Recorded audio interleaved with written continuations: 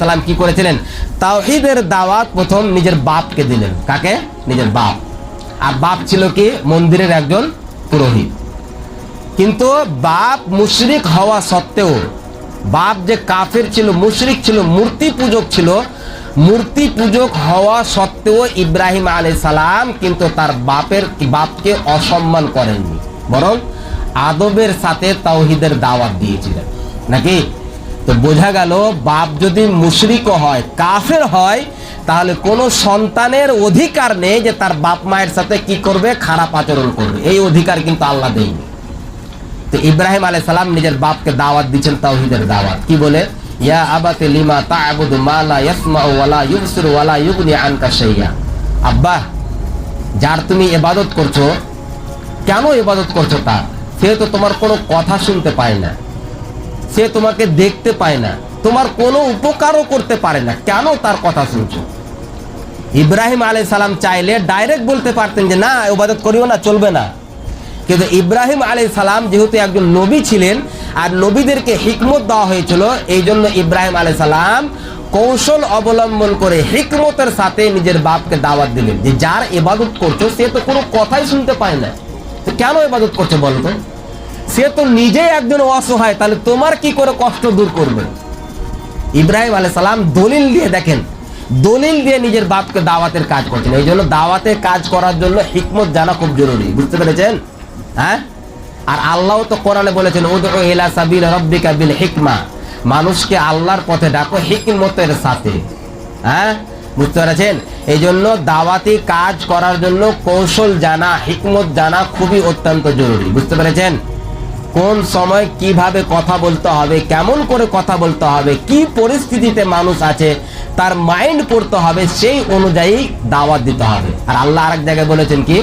ফাযাক্কির in নাফাআতিয যিকরা, উপদেশ দাও, উপদেশ যদি লাভদায়ক হয়। এমন উপদেশ দিলেন, নামাজ পড়তে বললেন যে মানুষ আরো রেগে নামাজ ছেড়ে দিল। বুঝতে পেরেছেন? এই জন্য উপদেশ দেওয়ার জন্য, দাওয়াতি কাজ করার জন্য হিকমত জানাও খুব জরুরি। তো হিকমতের সাথে ইব্রাহিম আলাইহিস সালাম নিজের বাপকে দাওয়াত দিচ্ছেন। ইয়া আবাতি ইন্নী ক্বাদ জাআনি মিনাল ইলম মা লাম ইয়াতিকা ফাত্তাবি'নি ওয়াহদিকা সিরাতান সাবিয়্যা। আব্বা, আমার কাছে এমন জ্ঞান আছে যে জ্ঞান তোমার কাছে আসেনি, তুমি আমাকে অনুসরণ করো, আমি তোমাকে সঠিক পথ দেখাবো। ইয়া আবাতি লিমা তা'বুদু মা লা ইয়া আবাতি লা তা'বুদিশ শাইতান ইন্নাশ শাইতানা কানা লির-রহমানি আসিয়্যা। আব্বা, শয়তানের ইবাদত করিও না, যার ইবাদত করছো সে হচ্ছে শয়তান, ওগুলো হচ্ছে শয়তানের ইবাদত, শয়তানের ইবাদত করিও না। কেননা শয়তান হচ্ছে রহমানের একজন অবাধ্য বান্দা, আল্লাহর বিতাড়িত বান্দা, জান্নাত থেকে তাকে বিতাড়িত করা হয়েছে, তার ইবাদত করিও না। ইয়া আবাতি ইন্নী আখাফু আন ইয়ামাসসাকা আযাবুম মিনার রহমান ফাতাকুনা লিশ-শাইতানি ওয়ালিয়্যা। আব্বু, আমি ভয় করছি যে কোনো আযাব তোমাকে, আল্লাহর রহমানের পক্ষ থেকে কোনো আযাব আসবে আর তোমাকে স্পর্শ করবে, আর শয়তান তোমার ওয়ালি হয়ে যাবে, অভিভাবক হয়ে যাবে, আমি কিন্তু এটা ভয় করছি। কিন্তু ইব্রাহিম আলাইহিস সালামের বাপ তার কথা কিন্তু শুনল না। ইব্রাহিম আলাইহিস সালামের বাপ তাকে কিন্তু ধমক দিয়ে বললেন আর সতর্ক করলেন, সাবধান করলেন। কি? ক্বালা আরাগিবুন আনতা আন আলিহাতি ইয়া ইব্রাহিম। ইব্রাহিম, তুমি কি আমাদের মাবুদ থেকে মুখ ফিরিয়ে নিলে? তুমি আর আমাদের মাবুদকে আর মাবুদের ইবাদত করবে না? হ্যাঁ, লারজুমান্নাকা, সরে যাও এখান থেকে, না হলে তোমাকে পাথর মেরে মেরে আমি হত্যা করে দেব। ওয়াহাজুরনি মালিয়া, এবং আমাকে ছেড়ে দাও, যাও, চলে যাও এখান থেকে, পালিয়ে যাও।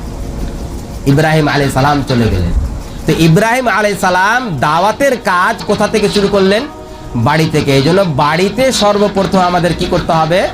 দাওয়াতের কাজ করতে হবে, বাড়িতে ইসলামিক শিক্ষা দিতে হবে, তারপরে পাড়া প্রতিবেশীকে দিতে হবে। এই শিক্ষা আমরা ইব্রাহিম আলাইহিস সালামের জীবনী থেকে আমরা পেলাম। এবং আর একটা গুরুত্বপূর্ণ শিক্ষা পেলাম, সেটা হচ্ছে কি? যে ইব্রাহিম আলাইহিস সালামের বাপ মুশরিক হওয়া সত্ত্বেও ইব্রাহিম আলাইহিস সালাম কিন্তু সম্মানের সাথে, আদবের সাথে কথা বলেছেন। এই জন্য পিতামাতার সাথে, বাপ মা যদি মুসলমান হয় তাহলে তো তার সাথে আরো আদবের সাথে কথা বলতে হবে, আরো তাদের সাথে কি করতে হবে? ভালো আচরণ করতে হবে।